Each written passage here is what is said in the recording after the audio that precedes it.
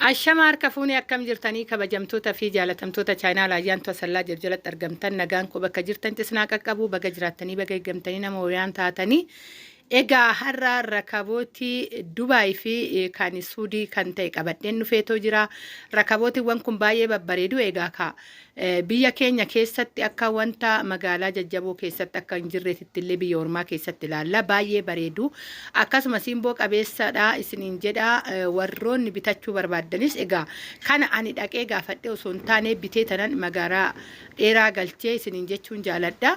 Egaa xiqqoo bubbulee jira viidiyoon kuni irratti hin hojjenne kanan waraabe kanan galchee akkaataan itti gizee meeshaan kana qofaa miti meeshaalee baay'eedha kan galee ayyaana galee ayyaana darbee jechuudha guyyaa gaafasanii sa'aatiin illee na jalaa deemee akka itti viidiyoo waraabu dhabuurraa kan ka'e meeshoota walitti qabee waraabne kana waraabee rakabootii fi sinii qofaadha siniin rakabootii kana wajjin deeman meeqadha kan jedhu hunda isaayyuu gatii isaa siniifan himaa isiniin jechuun jedha rakabootiin kana qofaa miti ka siniin kanaadha sinii sin kaffeetan filachuu dandeessu siniin kun garuu baay'ee bareeda.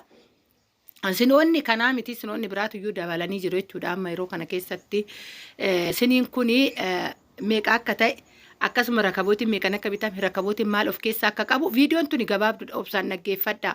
Laayik sheer illee godhaa isiniin jechuu jaaladha egaa ka laayik hoggaa guutan hiriyoota keessan biraallee hingaa keessattuu warroonni mana ijaarrattanii mana ijaaruu qofaa miti akkuma dubartiin odoo haguma feete bareedde ta'e haguma feete odoo bareedde osoo fuulan xaragitiin odoo rifeensa ishiin sirreeffatanii akka hin bareenne ka ni beekna.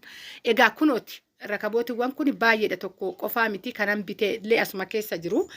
Meeshaalee kana kan of keessaa qabu kan jabanaa qaba kan ixaanaa qaba kan wanni isa qabduu qaba wantoota baay'eedha kan of keessaa qabu qabduu hoo jennu kan isa ixaana hoggaa aarsinu ixaana hoo jedhu namnoonni ixaanni fayyadamne anaanuu deebisee baay'eedha. Ani fakkeenyaaf nama ixaana fayyadamne keessaa nama tokko ixaana qofaa miti maandajaa kan itti fayyadamnu wantooti urgaan danuun jiru amma keessattuyyuu Siriyoon jechuudha wantoota urgaan kana ni gurguru akkasuma karaa Sumaaleetiin illee dhufee kan gurguramu jira biyya keenya keessatti wanti aaru achi qofaa miti bakur jarri jedhu sun jechuudha jira biyya keenya keessallee achiifinnee hoo dhufe hoo dhume maal aarsinallee jechuu dandeessu jira kanaa miti inni hoggaa mana qulqulleessinee raawwanne maabiraatiidhaan mana isaanii keessatti urgaa'u aara baasu sunuyyuu amma maashiniin isaa biyya keenya guutee jira. Namoonni amma bar biyya keenya ekonomii keenyatu nu oofuu dide malee wanti biyyi qabdu fagaatee jira. Garuu ekonomiin keenya bakka san nu hanqata kanaadha malee isiniin jedha. Rakabootiin kuni rakabootii jabaa bareedaa ta'eedha kuni suura ani ol kaasetan waraabe malee rakabootiin kun 21 bitame. Siniin kun 5,000 bitame. Baay'ee bareedu. Egaa ciibsetiidha tari gaafa tokko viidiyoo naa erguu dandeessi ishiini. Ammallee wajjin dubbannaa wanti xalabachaa jirtu ammallee kabiraan jiru waan ta'eef isiniifan erga yoggaa immoo muluun isaa achirra taa'ee gama akka inni bareedu isiniin jechuun jaaladha. Egaa kanaadha siniyoonni biraatillee jiru.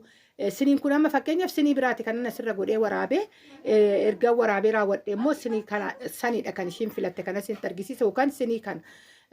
Jechuudha sinii isa ciisee jiru kana kan ishee filatte kun garuu kan irra godhe kun afaan ishee xibib jetti ana wajjin hin deemu kan jedhu irraa kan ka'e jechuudha kan dhiiftee kana viidiyoo tan laayik sheer gochuun dagatina baay.